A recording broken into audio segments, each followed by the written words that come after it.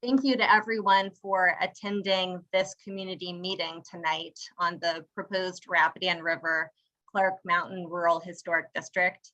My name is Christy Kendall, and I'm the Historic Preservation Coordinator for the Piedmont Environmental Council.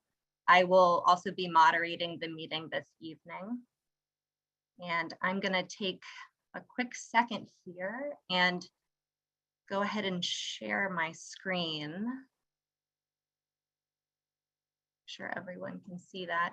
I do want to let everyone know that the presentation tonight is being recorded, and you all have probably noticed that your mics are muted. We're encouraging anyone that wants to ask a question to just do so in the chat box. And we'll be taking some time during the presentation in between speakers to take questions, and then we'll have plenty of time at the end to take questions as well. Here.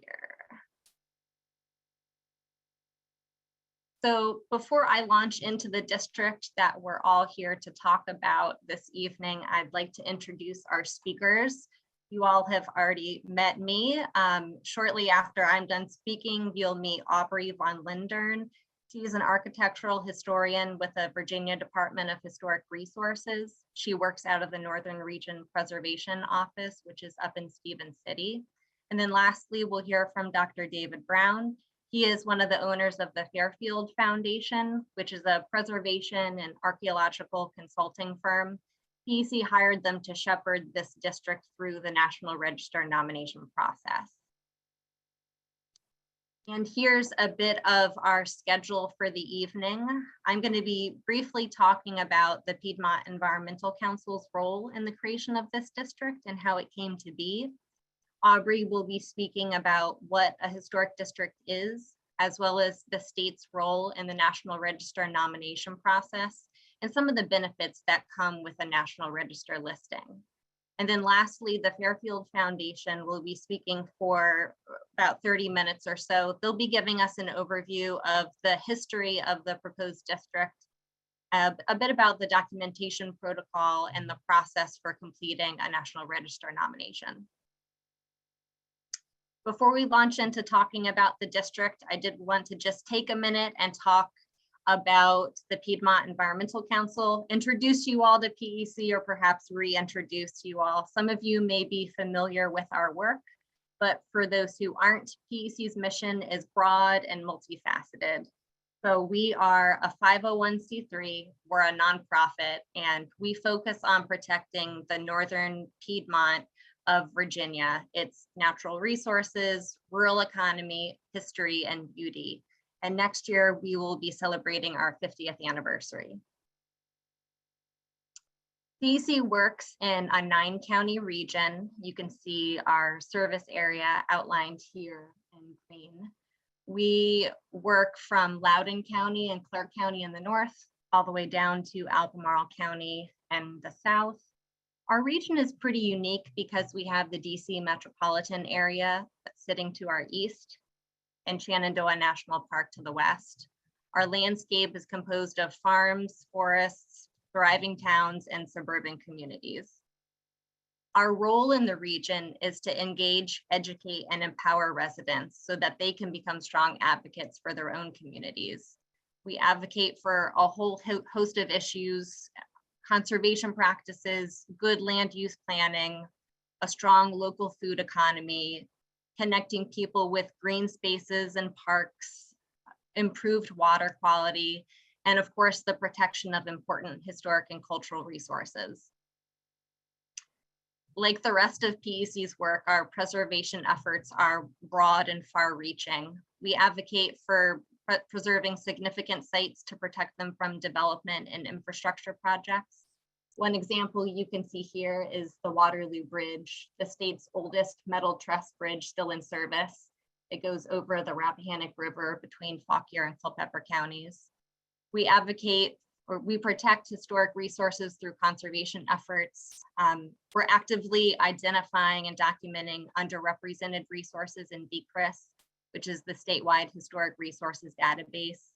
And we've also worked with communities over the last 30 years to nominate 15 historic districts to the National Register.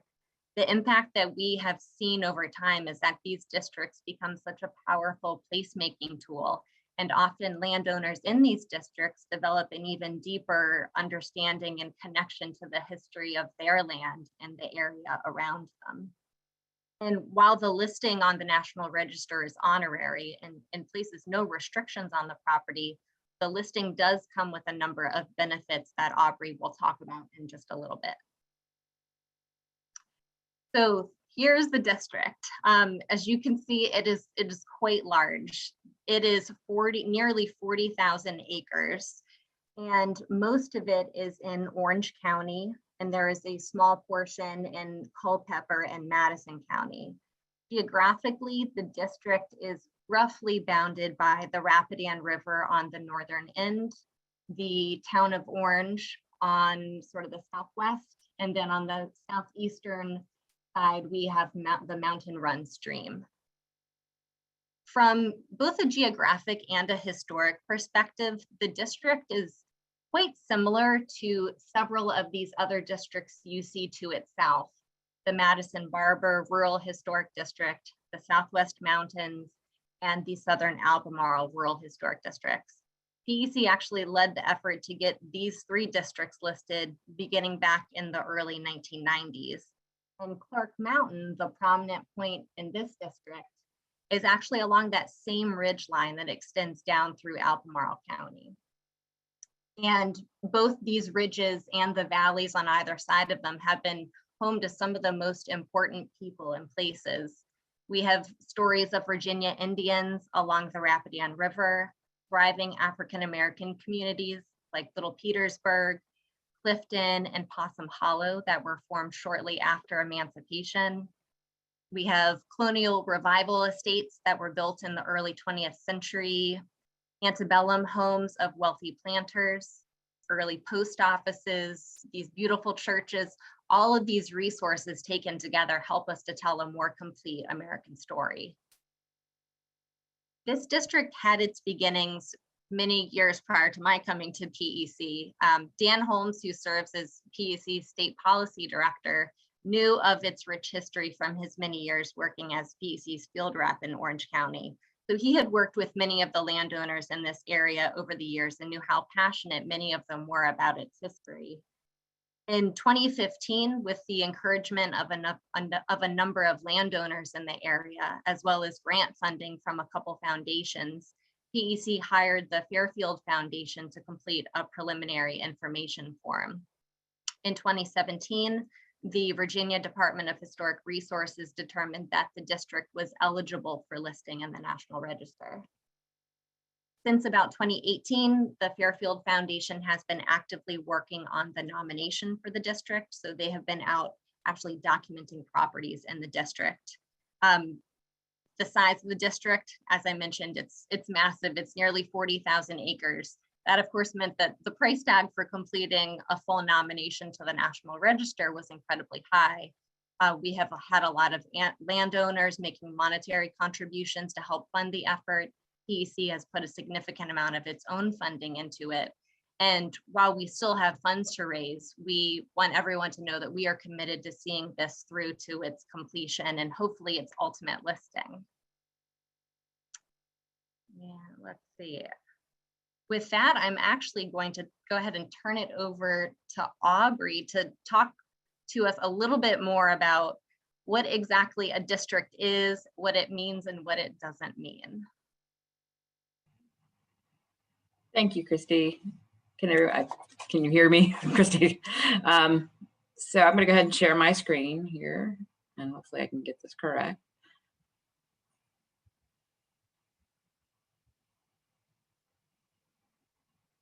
Okay. Okay, if some of my colleagues there can let me know if you can see it. Yep, you got it. Okay.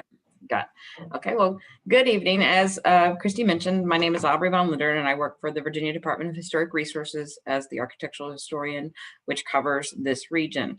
I'm actually thank everyone for coming out, and I'm excited to talk and about the Rapidan Rural Historic District and the potential. But I'm going to go over a little bit this evening about what Christy said about a little bit about the National Register of Historic Places and what it is, what it isn't, and some of the benefits. Before I get more into the National Register, I'm going to begin with a little bit of history and background regarding the Virginia Department of Historic Resources. The agency began after the passage of the National Historic Preservation Act of 1966. Each state set up what was called the State Historic Preservation Offices, or the SHPO, to aid in the survey, documentation, and preservation of the state's historic properties. So DHR is the SHPO in this case. One way to document these properties became the National Register of Historic Places. The first nominations that were listed in 1968. Most of these nominations were written by staff and continued to be written by staff until the mid-1980s, and decisions about the register eligibility were made by individual staff and board members. Also, during this, the passage of the 1966 Act was the Federal Rehabilitation Tax Credit Program, which became actually available in the 1980s, and the state rehabilitation tax credit here in Virginia became available in the 1990s. As of today, we have listed over 3,000 National Register listings and remain a national leader in the number of listings in the nation. We have 126 National Historic Landmarks. And again, decisions now on eligibility are now made by a committee of 6 to 8 staff members and the State Review Board and the Historic Resources Board. So what is, a lot of you may know or don't know, so what is the National Register of Historic Places and what is the Virginia Landmarks Register? Basically, they are just an official list of historic properties at their core. The National Register of Historic Places is a program mandated by the National Preservation Act of 1966, and the Virginia Landmarks Register is mandated by the Code of Virginia. Listing, as Christy mentioned, is an honorary designation. There are no property restrictions on buildings, sites, or structures listed in the National Register. I hate to say this, but basically I will tell you, you can list it one day and tear it down the next. We cannot tell you to stop that. I hope you don't, but it can be done. So you may be asking, is there a difference between the historic district and the rural historic district? There really is no difference as far as what it means to be listed on the National Register. It is distinguished as a rural historic district because it encompasses a larger, more rural landscape versus a smaller district, say a town or village or neighborhood. It often includes important cultural landscapes in addition to buildings, structures, etc. So what does it mean to be listed in the National Register of Historic Places or the Virginia Landmarks Register? First, it's basically, it's significant for its concentration or linkage of resources. It is usually a place important for many reasons: architecture, history, people, archaeology. The area designated captures the fill of an era or the evolution of many eras. The historic district consists of both contributing and non-contributing resources. So you're probably asking, what does it mean to be non-contributing? That basically the resource does not add to the historic character of the district because it was, one, built outside the period of significance. It does not relate to the historic themes in the district, or due to alterations, changes, or additions, it no longer retains historic integrity. And then again, as I mentioned, the other, if you are contributing, what does that mean? A contributing resource adds to the historic character of the district because it was present during the time which the district gained its significance, or it relates to the significant historic themes of the district, and it retains historic integrity from the period of significance. And it also retains historic integrity from the period of significance. It physically still appears as a historic building. So if the original owner of that house or building came back and would recognize it as their house or their building. So another important aspect of the National Register is boundaries and how are those boundaries chosen. The boundaries of a historic district are determined by physical natural boundaries, rivers, lakes, hills, valleys, etc. Sometimes they're determined by man-made features, roads, highways, etc. Also, maybe it's a collection of buildings, or the age of the buildings, architectural style of buildings, and associations with historic events or persons. Also, integrity, how much has been lost to demolition or incompatible development may be another aspect to how boundaries are chosen. So what does the National Register do? It offers certain economic benefits through easements. You can get an easement through our office. which may lower tax burdens, lessen inheritance taxes, and ultimately preserves the property. It runs with the deed, so it's perpetually protected. It also makes you eligible if you're a contributing building to the district. It makes you eligible for rehabilitation tax credits. So as I mentioned, we have state and federal credits available. For the federal tax credit, it's for income producing properties only, and that's a 20% tax credit. And for state, it's for residential and income producing properties. So then that's 25%. It also provides community benefits like community involvement and local pride, and offers a certain level of protection through the environmental review process. And I'm not going to get too much in the weeds. This is actually dealt with in a different department within DHR, but Section 106 of the National Historic Preservation Act states that any project utilizing federal funds or permits will need to be reviewed for its impact on historic resources. If a proposed project is found to have an adverse effect on the historic resources, the federal agency granting the funds or the permit may have to avoid, minimize, or mitigate the adverse effect. Finally, it just offers personal benefits, like just knowing it's an opportunity to document your house, learn a little bit more history about your home, and you can put up plaques. A lot of people, you want to put a plaque up, you can put up one that says, you're listed in the National Register of Historic Places. So what does the National Register listing, what it does not do? It does not prevent a private property owner from renovating or demolishing their property, as I mentioned. It does require that you renovate, rehab, or restore your property. It does not require an owner to open their property to the public. It does not restrict private property owners' use of their property. So if you have a historic commercial building, if you want to make it into a house, you can make it into a house. You can live there. We do not restrict that. Does not automatically preserve a property or keep it from being demolished, again, as I mentioned. And it does not require local government regulations. So now that we've kind of gone over what the National Register is and what it doesn't do, I'm going to go over a little bit about the process of listing. So once Dave and his crew have completed their survey and documentation of the district, they will move on to completing the actual application for the National Register of Historic Places. They will submit that to me for review, and then I will present that nomination to our Historic Resources Board and the State Review Board at a joint meeting. The Historic Resources Board is appointed by the governor, and the State Review Board is appointed by our director or the State Historic Preservation Officer. The boards will vote on the nomination, and if approved, the nomination will be automatically listed in the Virginia Landmarks Register, which is again mandated by state code. If once that has been approved at the State Review Board, or excuse me, at the Review Board meeting, DHR staff will submit the nomination to the National Park Service, and the National Park Service has 45 days to respond. If they agree that the property will be officially listed in the National Register of Historic Places, occasionally they will send back the nomination with questions or ask us to elaborate, but it's very rare. All property owners will receive written notice from DHR upon formal listing.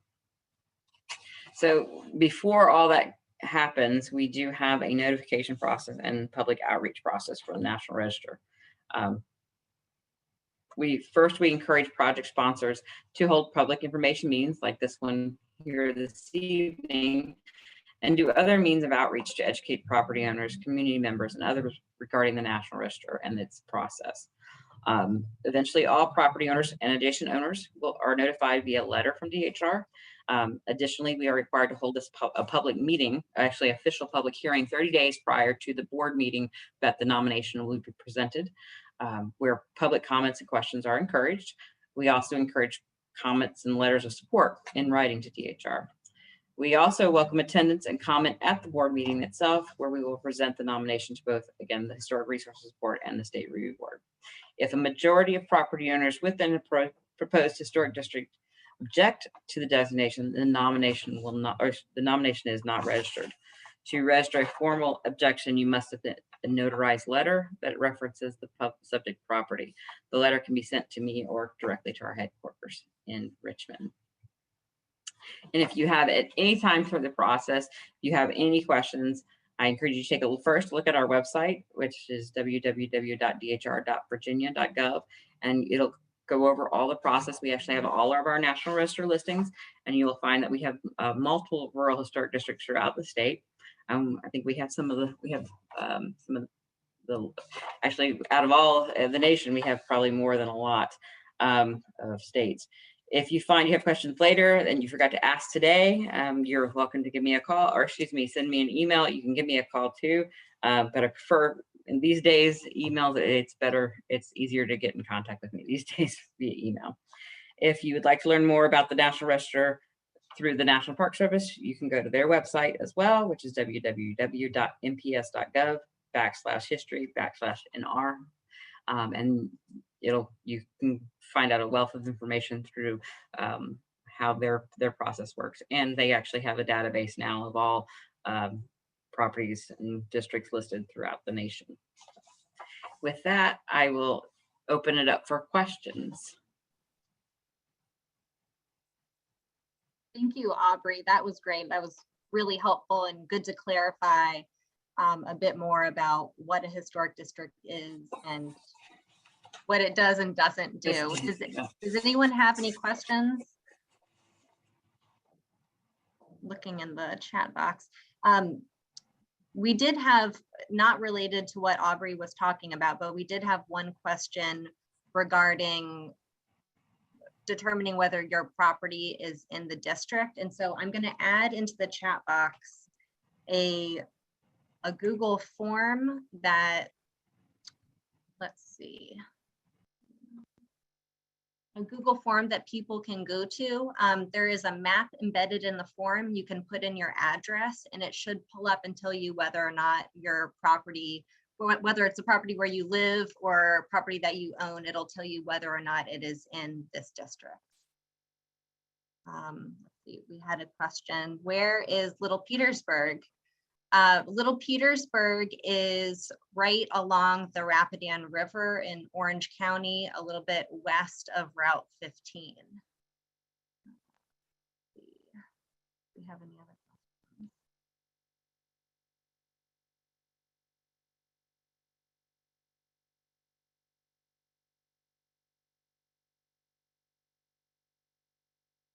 Here's a question. How have localities used historic districts to promote tourism? Aubrey, is that something that you can speak to a little bit? I can for a lot of people. It's one of the things that it's used as a planning tool. So really a locality, a community can use it. Their local planning office and their local chamber of commerce can use it to promote. You can put signs up. It helps. In many cases, a lot of times people don't know what they have till it's surveyed and documented. So this fleshing out all this information to the National Register process really brings kind of a spotlight to whether it's a district, to an individual property, whatever. It just allows folks to know, really kind of, again, going back to just knowing what you have and being able to promote that now versus where you might not have known some of the information that is kind of given through the nomination process. So yeah, that's one way. Just being able to promote it on their websites and all the kind of technology that we have today. There's all kinds of things that they can utilize. Make story maps. There's just a lot of good ways that localities take this information and use it to promote tourism. Thanks, Aubrey. Mm-hmm. It looks like there's another question, and this is a great one. A question about if there is an impact on existing historic districts that would be within a larger rural historic district. And the answer is no. It still exists as a historic district. It is just also a historic district within a larger rural historic district. Let's see if we have any others.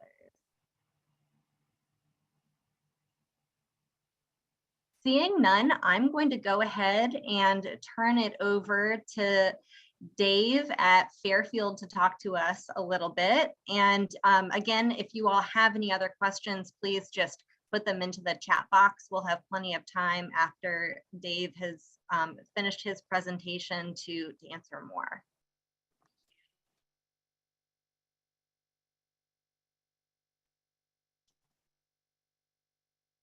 So Okay, Dave, go ahead. welcome everybody.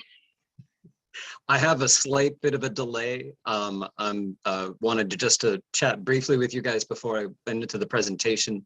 It's an honor for us to go ahead and work with the PEC because we have had a good working relationship with them on several projects in the past. And when they asked us to be a part of this, we thought as a small organization based in Gloucester County, which is not in the PEC's service area, we were awfully confused, but they seem to like the approach that we take to community engagement.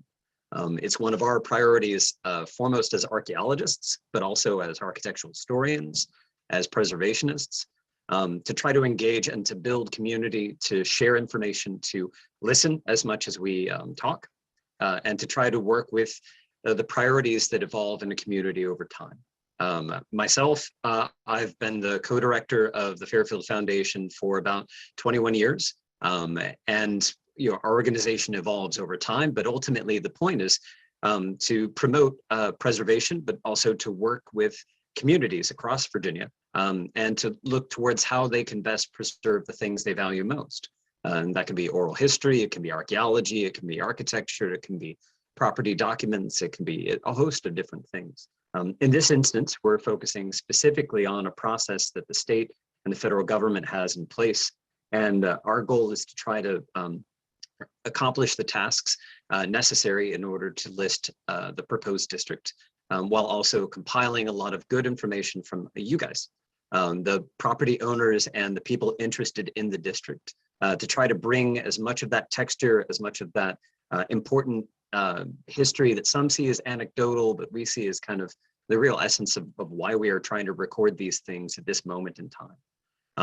It's never going to be perfect, but it's going to be something that we aspire to perfect. We're also looking to try to do our best to hit a right balance between volumes and volumes of wonderfully detailed information about people in the past and the 30,000-foot view that gives you the broader understanding of what a district this large has to offer across its history. So last thing I wanted to say is, I do get a little bit soapboxy at times. I'm going to try not to do that. My students at William & Mary, they don't necessarily always enjoy the soapbox part, but I'm going to try to stay focused and also to try to highlight the key elements here that I've seen so far, and then to understand that this presentation is, I'm sure we're going to give it again at least one more time before we bring this to the State Review Board, will essentially evolve, become better. We still have quite a bit of survey to do within the district, and so there's room for it to grow or contract. There's room for us to learn more.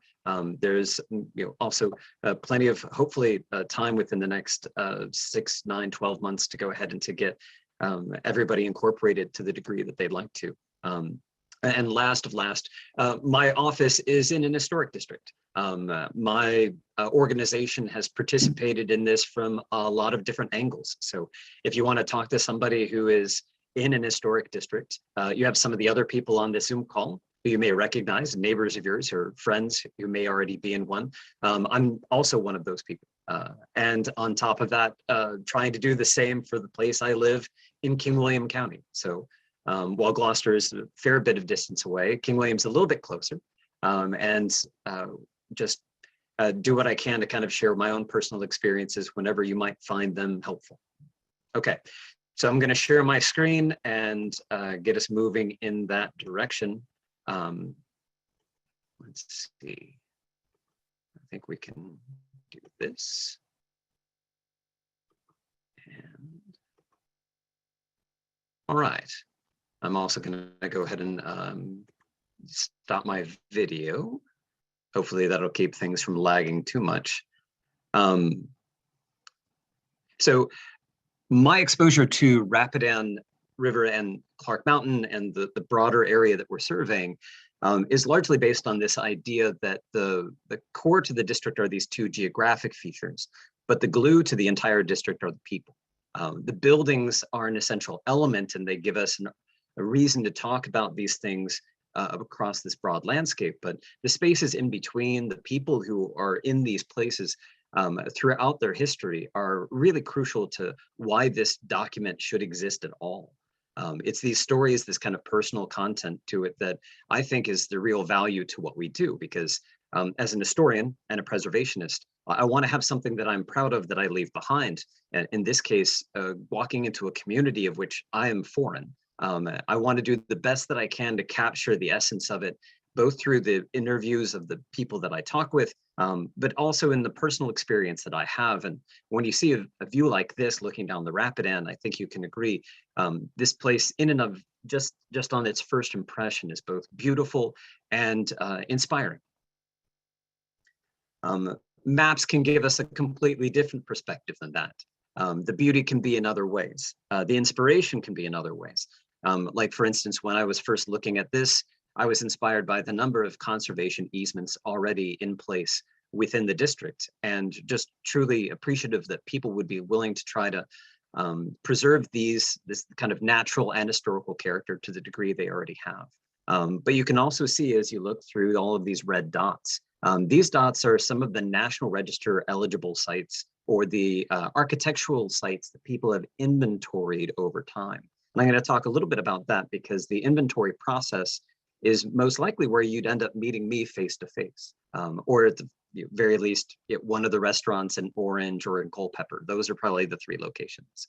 When we're working in a district like this, we're dealing with several hundred properties, and it's the responsibility of the person who is doing the architectural survey or the resource survey, which includes kind of referencing the archaeological sites that are known, but never actually putting a shovel to the ground or picking up artifacts along the way.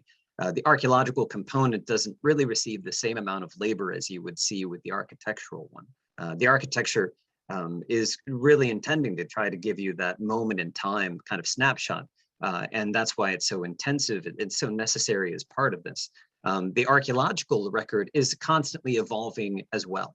And in that way, while it takes a lot more time and effort to discover archaeological sites, you can see here that there are some in the district or in the maps that come that have been found by everyone from private citizens to cultural resource management operations associated with, development and or improvements from VDOT to other state agencies.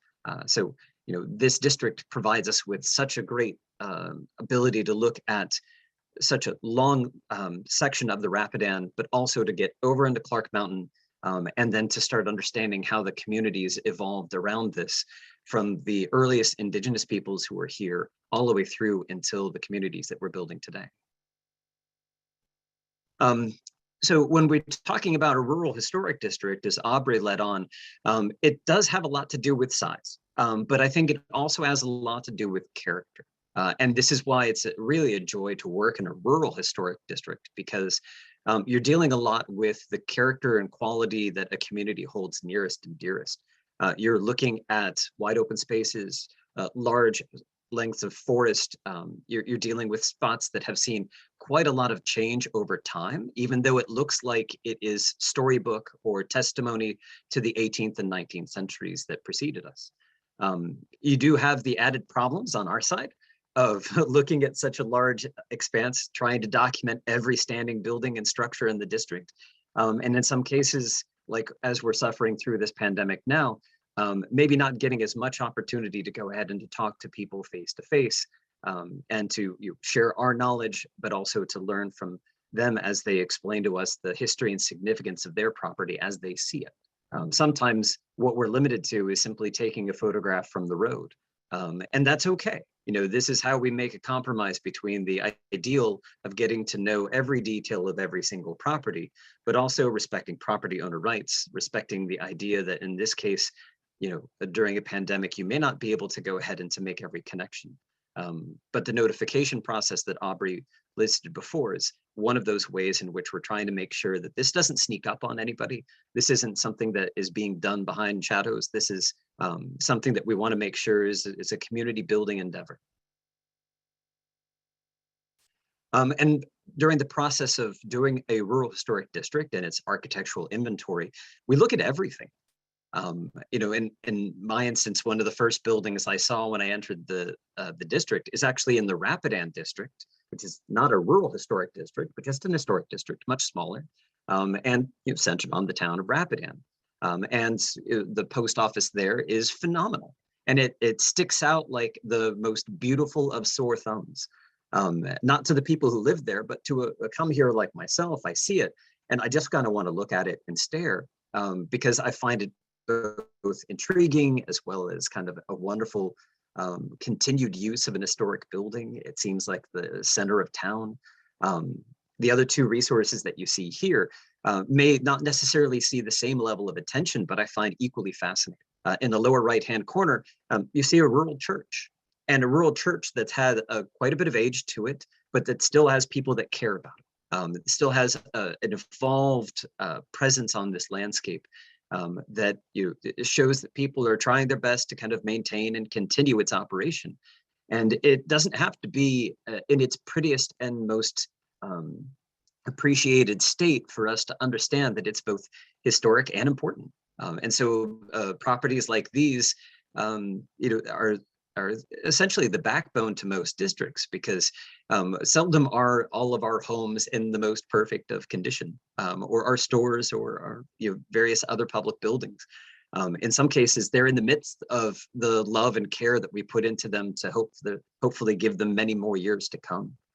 In the lower left-hand corner, you can see a building that does not exist, at least not in the form it was intended.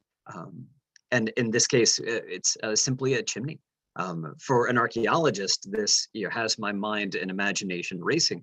And I start immediately wondering what the rest of the shell and the building once included. But I can look at maps, I can look at aerial photographs, I can look at old historic photographs, I can talk to people and learn more about it, so that even though it may not exist in the same form as the other resources we're documenting, it tells a story. And in some cases, it may be one of the few things left that tell a specific chapter in Rapidan's greater history. One of those amazing opportunities we've had is that with PEC's assistance and residents of the community of Little Petersburg, we were given this opportunity to go in and to walk through the community with residents, with property owners, to go ahead and to learn from them and to take some of the oral history at the same time as we were able to look at the architecture, to kind of share some of our knowledge about the details of different architectural trends over time, and to bring in kind of the information that might be more of a statewide applicability or even a national applicability, and to really understand better from the local perspective. Understanding that when you have areas that have such great character to them because of the craftsmanship that you see in the locally produced tombstones, the buildings that have had several lives, the small areas where people have honored their dead, buried them, and then tried to keep them in the best of conditions possible, as we all want to honor these places and spaces. The people, again, are the primary reason why we do these. And honestly, some of the most fun we've had so far beyond that would be just coming in the middle of winter, experiencing a bit more snow on the ground than we get east of I-95, but also seeing things through the lens of snow-covered barns in the middle of forests.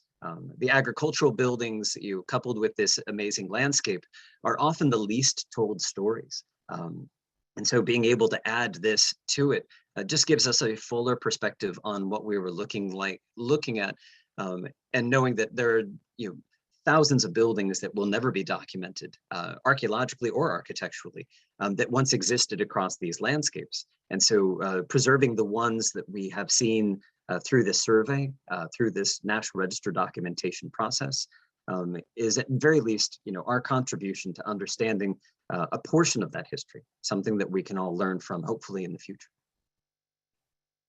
And as we talked about before, a lot of this is kind of a limited documentation. And I kind of like to highlight this because both because of the pandemic, but also because of concerns of making sure that we're treating property rights as paramount.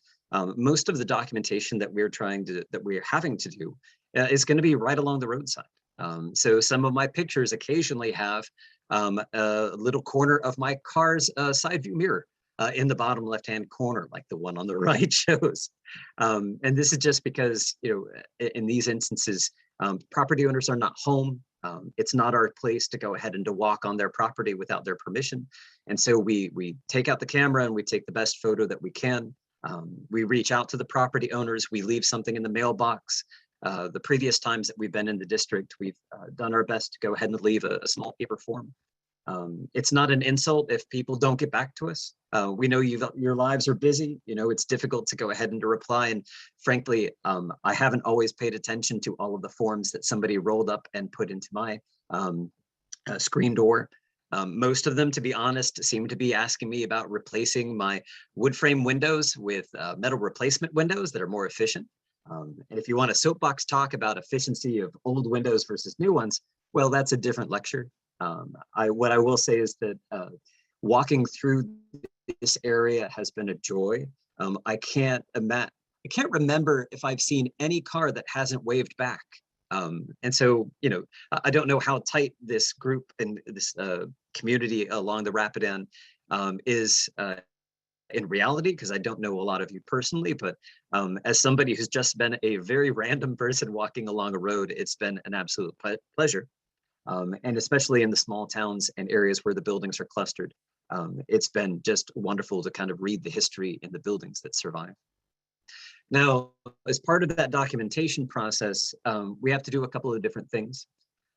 So if we are viewing it from the road, or if we're invited alongside you to go ahead and to enter onto the property, essentially the documentation for a small property takes about 15 minutes. We walk onto the property and we have prepared forms already. So there's a list of details that we're talking about. Mostly it's about the architectural resources. These are buildings and structures that are above ground. And what we end up trying to do is check off pretty basic things. So we're doing things like, how many stories is your house? What kind of shingles do you have on your roof? Or is it standing seam metal? How many sheds are there? How many bays in the garage?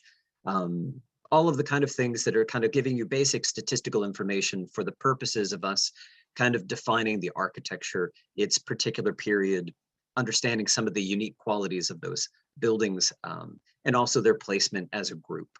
Part of that then bleeds into what's called a sketch map or a site plan.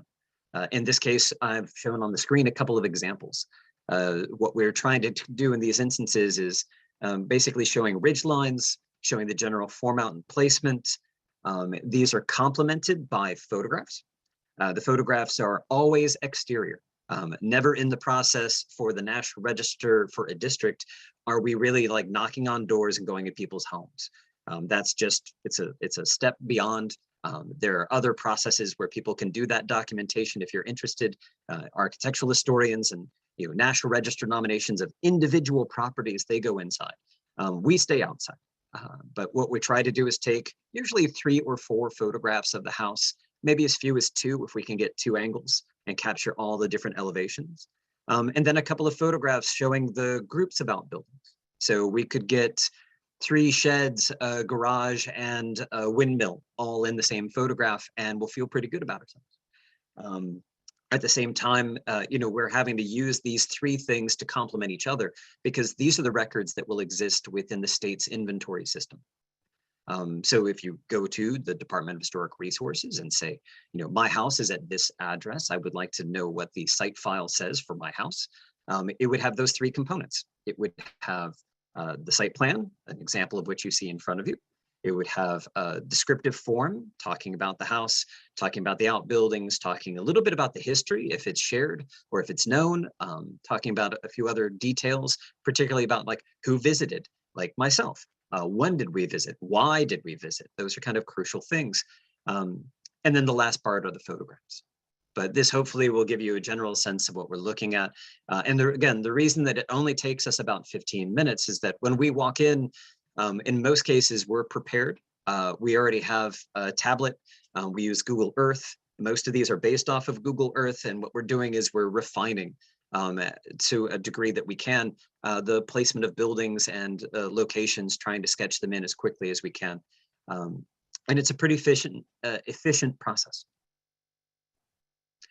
Now, the other things that we do to prepare for our work is we have this thing called a preliminary information form. We filled this out and worked with the PEC and talked about this with the State Review Board to evaluate whether or not the district was worthy of moving to this heavy intensive document, or technically to this documentation process, which is a lot of properties, but not very intensively.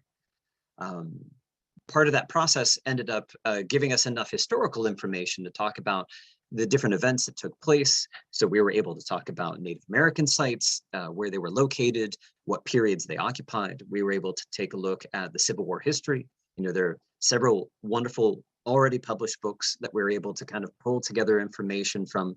Again, we're not looking to do a ton of original research with this, particularly with an area that is at the intersection of these three really prominent counties. You know, we've got quite a bit of historical research done locally and at the state level that can help us kind of get a leg up on things. We can look at all of these different components to why this community looks to be significant, and then kind of translate those. And one of them that we didn't realize until relatively late, but that we are kind of happy that we were able to get in touch with the residents and to better understand is an example I wanted to put in front of you now. This is Little Petersburg. On the left is a 1937 aerial photograph. Apologies, this is a bit busy. We had to have these maps serve a bunch of different functions. So there are actually parcel numbers, which are these little 4-digit and 3-digit numbers there. The red lines show the different property boundaries as they exist today. And then what you can see with these little stars all over the place are the historic buildings. And you can see just how clustered they all are. It's because this community that a lot of folks don't really know about, but the residents surely know a lot about, has a great deal of a significance to our understanding of African-American communities after the Civil War. And essentially their role as essentially these kind of hidden communities for many people that are quickly disappearing. And that disappearing is of great concern to preservationists, because it's a chapter of history that we don't want to see disappear. But also that if we can't find a way to reverse the changes, and you often can't, in various areas of history that we are trying to preserve every day, the second step is we try to preserve it through documentation. We try to preserve it through a record of some sort that helps us. And when you have wonderful resources like this, aerial photographs from the 1930s. Oh, by the way, we have them for the entire district. These are free from the National Archives, but you have to go to the National Archives in order to find them. So if any of you live within the district or have a specific point of interest in the district, and you want, it's like, hey, I live at this address, can you tell me what it looked like in 1937? Reach out to Christy or myself, let us know, we can send you a copy of it. We spent the money so you wouldn't have to, because while they're free at the National Archives, you do have to pay somebody to get a copy, which is kind of just a bit of government bureaucratic irony for you. But again, that's a different lecture as well. So quickly, the image on the right is something that actually, to give credit where credit's due, Christy put together. And it's amazing because it's showing you these various boundary lot lines across time. And it's even more complicated than the current boundary lot lines that we see today. So you can see just how many people were owning land, living there, and the kind of robust nature of the community from a 30,000-foot view. I'm throwing this in because I want to make sure that this kind of drives home, and plus the other one is a bit crowded. You can see how we're also looking at cemeteries. You're looking at sites where oral history, predominantly from Christy talking with community members, has helped us locate specific resources. And that's allowed us to go in and to take the added step of documenting those things that, honestly, unless we were talking with these people like Christy has been, we would never know, because we exist at this level beyond this small community. And this is where our outreach, I think, is most crucial. Taking these moments, and luckily the PEC thought of this, and the community had been advocating for this long enough that we can assist them in doing what their overarching goal is, and that's to save this larger district and these wonderful jewels within the district in one way or the other. I believe this is my last slide. So first, congratulations if you have not fallen asleep, and maybe wake up if you have. My students usually don't make it this long into the conversation, so you already get an A from me. But what we're trying to do is a fairly complicated and lengthy process, but one that over time I think will prove to be successful. Hopefully with your support. These properties on the left, the map that you see, you notice that there's quite a few of them. There's quite a few properties we don't get to visit or don't have to visit because they don't have anything on them, luckily. It's a little bit of a concession, but there's still several hundred properties. And so far, I think we've reached around the 55–60% mark as far as the properties that we've been able to visit. The many colored map on the right shows you a lot about the work that had been done in the district before we even got here. There were many properties that had been documented, but it's been quite some time since that documentation took place. So the state asks that we revisit those properties that it's been more than 5 years since they had been documented. And there's some leeway, especially with COVID and the restrictions we've had on gaining access. But overall, it's just been a wonderful experience to oftentimes meet, show people the previous work that had been done, work with them on refining things because we're always learning and fixing some minor mistakes of the past, and hopefully making this a more accurate and more representative district for all of us to learn from in the future. So, yep, that's it from me. Happy to take any questions on this. Also happy to cut it off here. Knowing that if you want to reach out to me, if you've got specific questions that you have, even after this, that you can get in touch with us through Christy or through the PEC documents that most of you have now in your email folder, which is why you're here in the first place.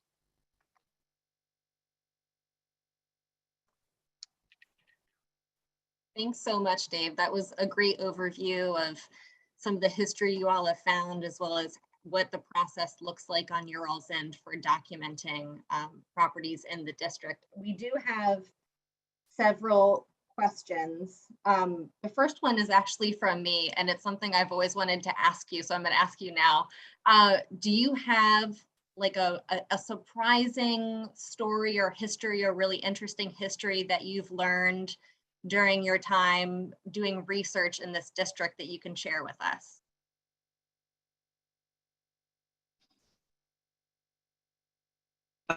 It gets a little difficult because there's a lot of different personal moments as you're going through here that you end up feeling as like, wow, this really made a difference to me. And I guess that like more than half the people on this conference call would just kind of roll their eyes, not disrespectfully, but just kind of accept like, oh, I think we all kind of knew that one already.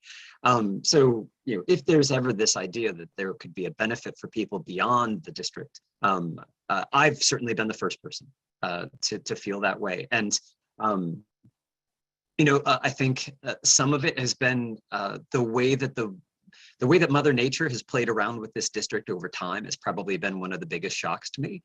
And the flooding in Rapidan, some of the imagery, some of the personal stories that came from those events, upon first glance seem like impossible. Like if somebody's explaining to you their personal instance in which something has happened, in this case, a massive flooding event, and there's no way that happened. You must be exaggerating, and they are not. If anything, they're probably understating some of the significant effects to it. I think that has been one of the biggest lessons I've learned from this is that Mother Nature is a huge role player in this district. And it's caused a lot of change over time and influenced not just to how people have settled and how they've farmed and how they've acted with each other, particularly, Civil War is a huge part of that. But also just, how reliant people have been on Mother Nature and how when things change, things change. So I think that and making sure that I do not speed while going through Rapidan. Because we have seen when we were documenting things in Rapidan, I think the 3 days that we were going through there, no less than 7 tickets Just people would breeze through, and then you would see the police going straight after them. And it was, yeah, it was quite the lesson to learn. I did not get a ticket. My crew did not get a ticket. We are very cautious drivers, at least in Rapidan. Thanks, Dave. I appreciate that. The next question I have is it's probably for you, Aubrey. A question came up about the photographs that are being taken as part of the documentation for the district. Where, you know, supposing that this district does go to full nomination and it's listed, where do those photos live? Are they publicly accessible?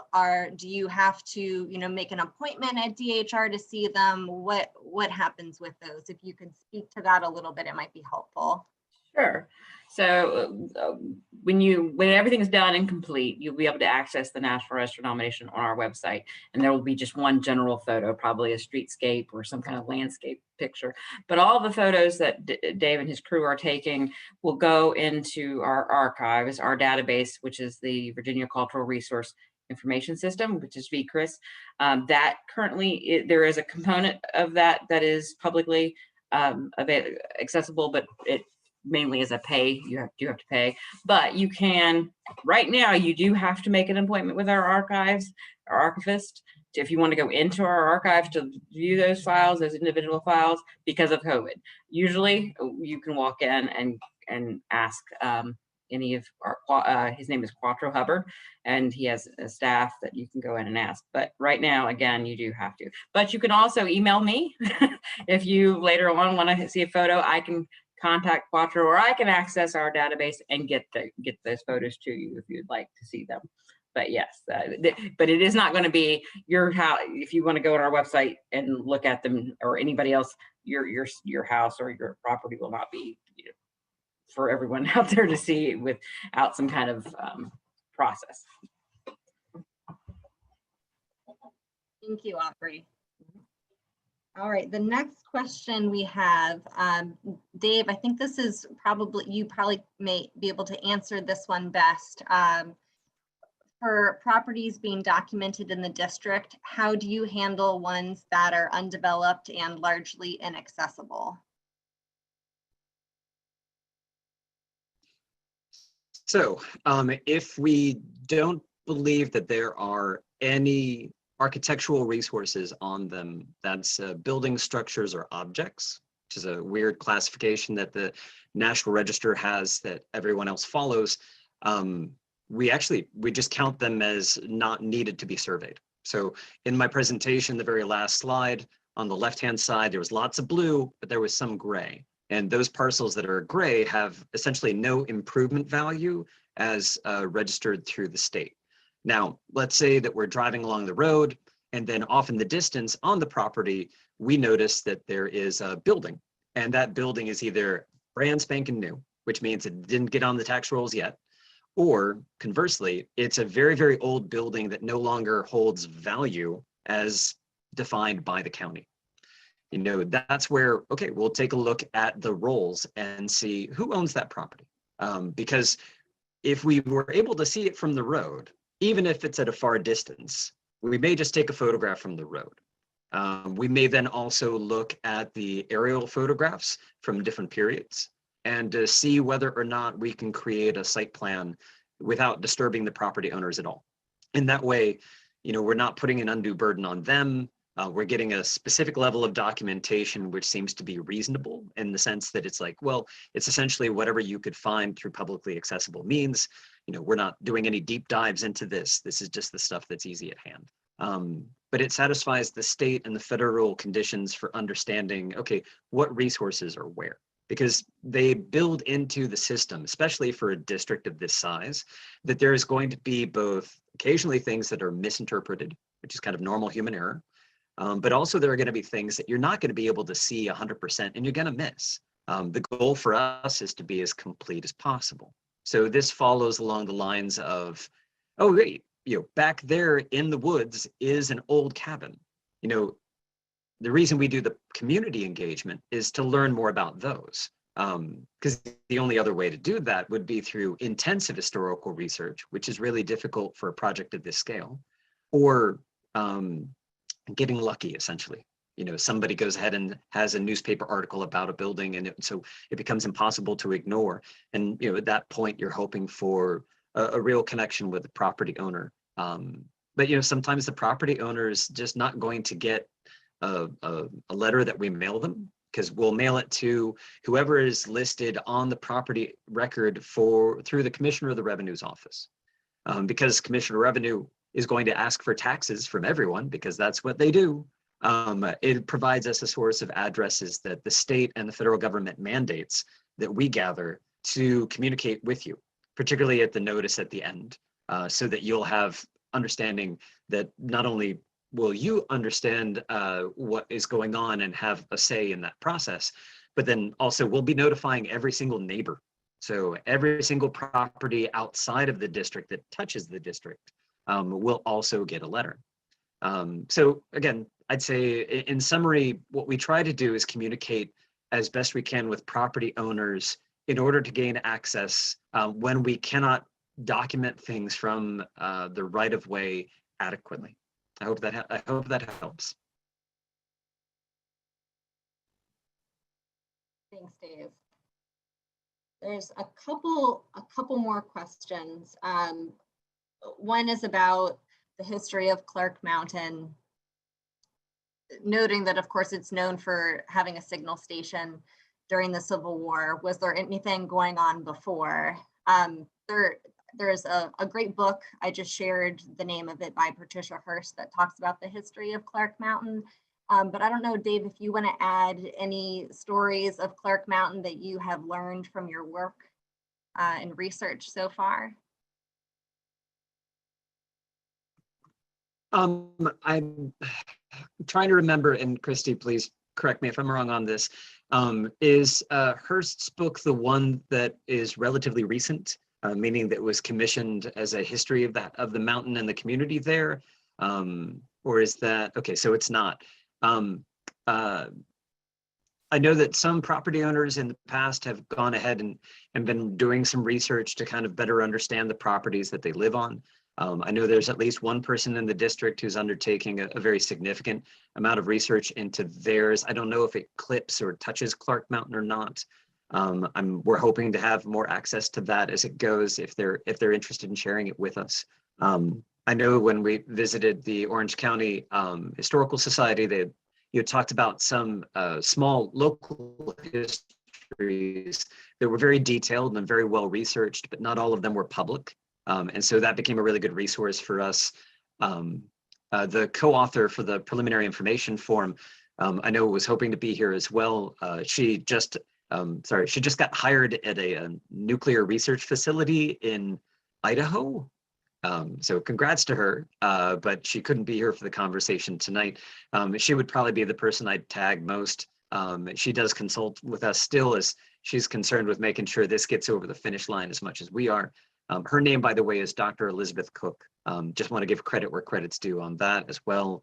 But no, I think at the moment, we've gone up Clark Mountain a couple of times, try to appreciate its view, understand that its history includes farms, bordering plantations, and continuous use before and after the Civil War. And we're hoping to include as much of that history as we can. Great, thanks, Dave. A couple more things that I recall. I don't recall specifics without looking it up, but I know that the mountain was named for the Clark family that settled there, I believe, prior to the American Revolution. And just sort of south of the mountain in the hollow below it, there was an African-American community that was established shortly after emancipation. It was known as Possum Hollow. And so that's sort of part of the history of that mountain as well. It looks like we have one more question about the timeline for the project. Can you say anything about sort of where it currently is, what there is left to do at this point?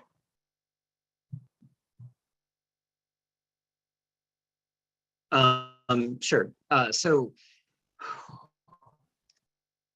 the beginning of the project, we focused primarily on doing a lot of the properties that either had been previously done, kind of get our feet settled, focused on Rapidan because it's well known, because we knew there was a community of support in Rapidan as well. We could learn and get more comfortable with that area. As we started expanding out, we would go ahead and cover zones, just arbitrarily designated areas as we'd want. So we went to the west, but we didn't quite get Little Petersburg until later. We went to the south, went to the east. Our most recent trip was about 3 months ago, and it went to the northeast, further into the district. And so in each of these different areas as we've gone, there have been gaps. And it's because in this case, during COVID times, we're not advised by the DHR to walk up to somebody's front door and knock.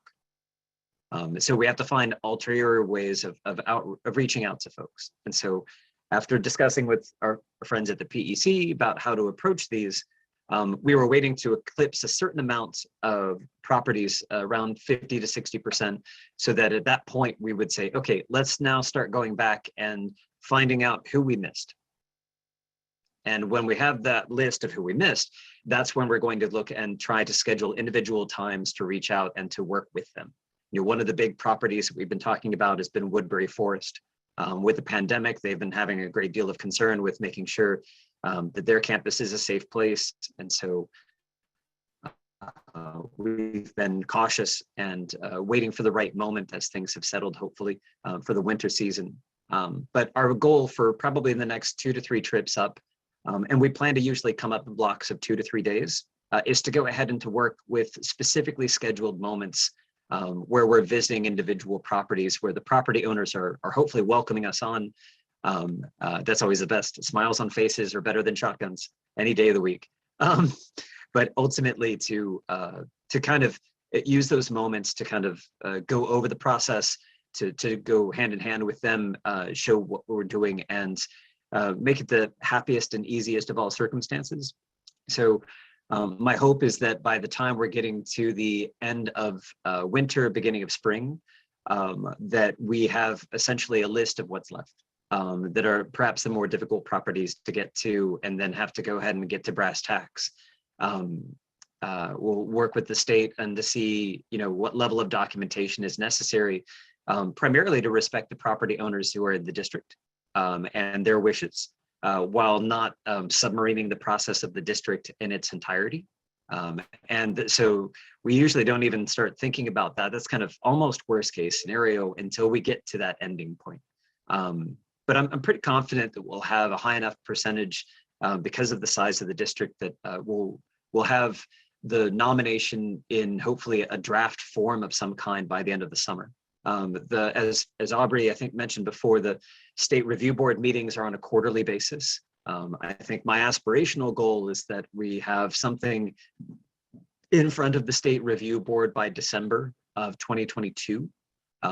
Now, on our side, that means we have to have all of the survey done at least 3 or 4 months before then, because with a district of this size, Aubrey is not going to be able to turn the document around in an evening.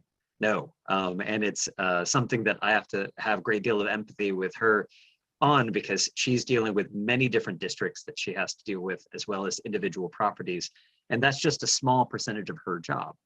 So for me, my hope is that we're having that survey component done early enough that we can focus on the narrative component, and that narrative component can then receive a good deal of attention and refinement as we get closer.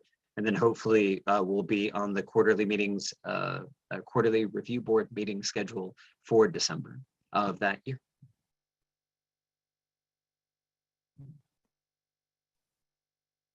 Super, thank you, Dave. One of the other questions that came in, this is a great one. What can folks do to help advance forward this process towards the completion of the nomination? I think that there are several things. The first would be reaching out to us and/or Fairfield Foundation. If your property has not yet been surveyed as part of the district, we definitely want to be able to link you up with Dave and his team so they can schedule a time to come out and survey. Second would be, if you have information to share about the history of the district, please reach out to us and/or Dave and team. Let us know, especially if it's something that, might not already have been known or documented. We want to make sure to get those stories and that significance included. The third thing would be, and as I mentioned at the beginning, we are still fundraising towards the completion of the district.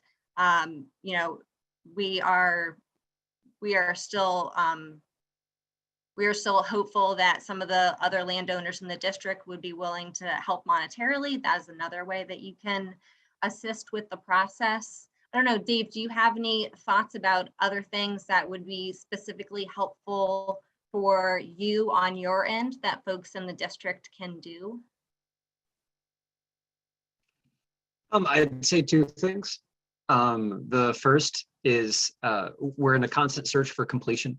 So if by some chance we've already snagged your property because we could see it from the road, and you're like, wait, I've got this that's really important. It could be a cemetery in the backyard. It could be a personal history of the property. It could be the fact that it's a remarkably intact, complete replica of a 18th century building, but it was built in 2012.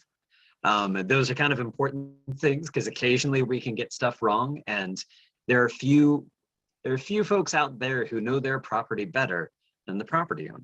So we have a lot of respect for that. So I'd say that first is you share what you know, share what you love. We'll do what we can to incorporate everything into the major form, but we'll definitely be able to incorporate whatever you tell us into the individual form that goes with each property. I'd say the second thing that would be of great benefit is that if you feel like you understand the process, if we've answered all your questions, if you find this to be a good thing, and you've got a neighbor, you're in the district or you know somebody in the district, ask them about it. Ask what they think. Personally, I'm not a preachy person. Obviously, I'm passionate about this kind of stuff, and you've suffered through this conversation enough as it is. But we like to inform people and make sure that they have as much data as they can so they can make their decision. So, if you talk about it and say what you think, have a conversation, embrace the civility that I think we could all use a bit more of. Even if the neighbor says, I still don't like this at all, that I will say has been a huge help to me. Because it's not the success that matters, it's the fact that we're all having a conversation about this and trying to see where we can make a difference.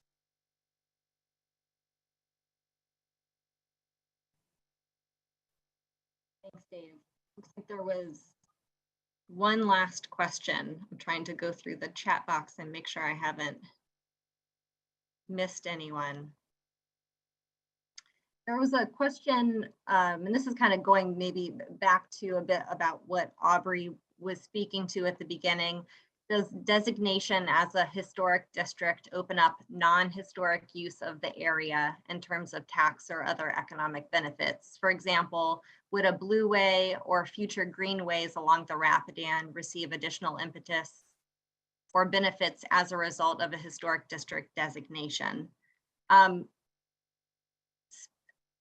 It's a tricky one to answer. I think yes, in terms of the significance can be pointed to through that listing on the National Register. I don't know if tangentially there are other benefits that would come from that. Let's see.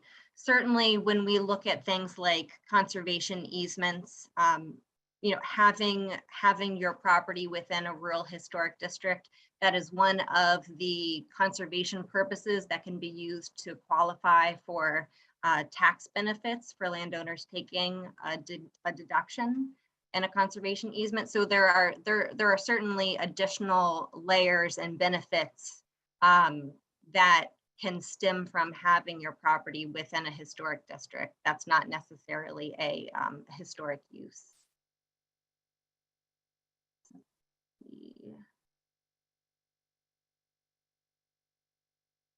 I think that looks like that was all of the questions that I have seen in the chat box. And I'll add, if you all think of any other questions that you would like to reach out to myself or Dave and team at Fairfield, please send us an email. Actually, I'm going to really quickly, let me share my screen, which had, and I apologize, I think I've lost my screen that had, I'll just add in my email address, and Dave, if you wouldn't mind adding in yours as well, so folks can get directly in contact with us if they think of other questions. I'm gonna add mine in. And I would definitely encourage folks to visit the link that I sent into the chat box. It was the property documentation form. It just asks for your simply your name, phone number or email, your property address, and it'll put you in touch with Dave so he can work with you to schedule a convenient time to document your property. And also I'm going to add in one other link. This is a link to PEC's webpage on this project. There's a little bit more information about the district, and it has a map that will allow you to see if your property is in the district or not. Let's see, here we go. And I also just want to extend a huge thank you to all of you who have joined us this evening to learn more about the proposed district. I want to thank Aubrey with the Department of Historic Resources and Dave Brown at Fairfield. I really think that having this area listed on the National Register is just a long overdue recognition for what I would argue is probably one of the most historic landscapes in the state, if not the country. So we are really excited to continue to work with Fairfield to see this through to its completion. And we're tentatively hoping that either next spring or summer, we will be able to do an in-person community meeting. So hopefully we'll get to see many of you in person next year. And with that, I'll say take care and enjoy the rest of your evening. And Dan wants to say something. Go ahead. I just want to add a reminder, we are recording this meeting, and Christy, I'm looking at you when I asked the question. A link to this meeting will be available on our webpage, most likely housed on the webpage where that Christy just shared the link with you for. So yes, I just want to make sure that for any of your friends that may have missed the meeting, please share the link. Thank you. Thanks, Dan. Yes, we'll make sure to add it right to that link on our webpage.